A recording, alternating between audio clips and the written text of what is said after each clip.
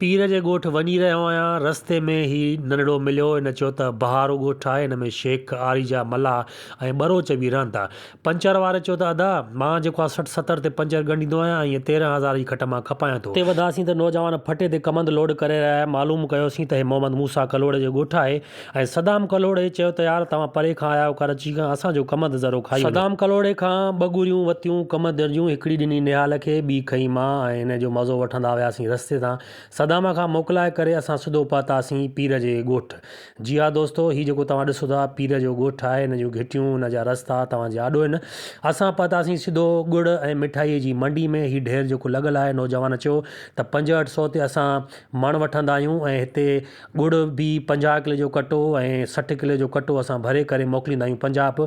ॻुड़ में 4 क़िस्म थींदा आहिनि ऐं AA1 नंबर आहे।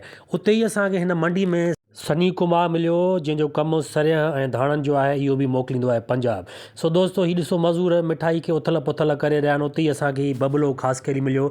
चई यार मुंहिंजो बि वीडियो भर ऐं मां गानो चवंदुसि।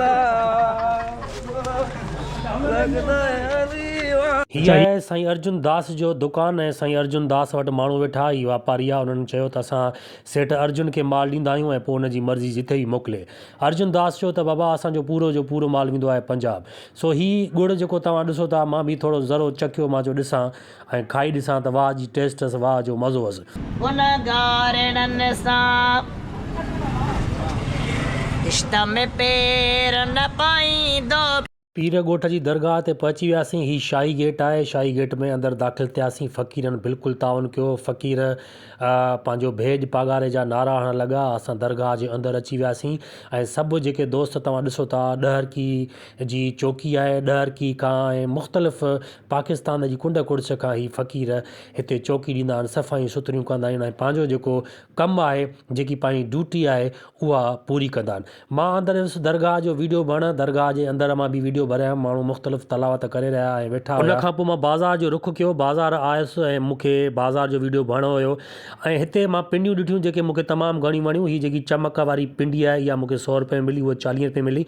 एजाज़ जुड़े खां पिंडियूं वठी करे सिधो पहुतुमि पीर साईं पागारे जी ज़ाती लाइब्रेरी में, जंहिंजो 1997 में कमु स्टार्ट थियो, 2000 में मुकमल थियो ऐं हिन लाइब्रेरी में 100 सब्जेक्टनि जा 23 खां 24,000 किताब मौजूदु आहिनि। अख़बारूं रोज़ु हिते ईंदियूं आहिनि ऐं उन खां पोइ मां पहुतुमि म्यूज़ियम में, जिते सां पीर साईं पागारे जूं जेके बि शयूं इस्तेमाल जूं कंदा हुया, उहे शीशनि में बंदि मूंखे नज़र आयूं। साईं पीर साईं पागारे जूं तस्वीरूं, जंहिंजो मां वीडियो तव्हांखे ॾेखारे रहियो आहियां। मूंसां तमामु ज़बरदस्त ताउन कयो हितां जी इंतिज़ामिया, हितां जे फ़क़ीरनि।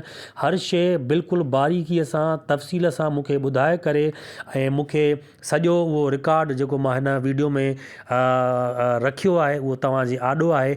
उमेदु आहे त मुंहिंजो हीअ नंढी कोशिशि तव्हांखे पसंदि आई हूंदी।